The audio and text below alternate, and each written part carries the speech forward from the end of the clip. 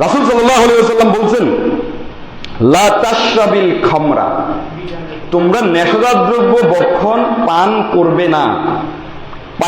ফাইন্নাহা মিফতাহু কুল্লি শাররিন, কেননা এটা হলো সকল পাপের চাবি।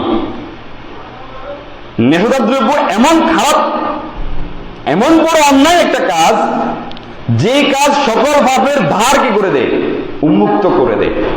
আমাদের আজকের যে সমাজ, এই সমাজে যত অন্যায়, যত অবিচার, যত দর্শন, চুরি, ডাকাতি, রাহাজানি, হত্যা, যত ধরনের অন্যায় আছে, আপনি যদি একটু সার্ভে করেন, আপনি দেখবেন প্রত্যেক অন্যায়কারী কোনো না কোনো ভাবে নেশাদার দ্রব্যের সাথে জড়িত।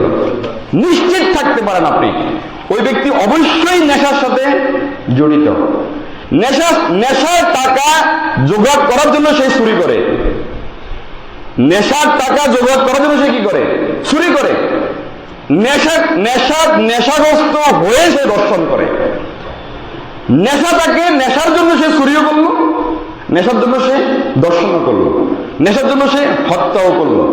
সমাজে যত বিশৃঙ্খলা, এই বিশৃঙ্খলার মূল হলো কি, নেশাদার দ্রব্য পান করা। আল্লাহ রাসূল সাল্লাল্লাহু আলাইহি ওয়াসাল্লাম এই কথাই বলছেন, তোমরা নেশাদার দ্রব্য পান করবে না, কেননা নেশাদার দ্রব্য সকল পাপের ধার উন্মুক্ত করে দেবে।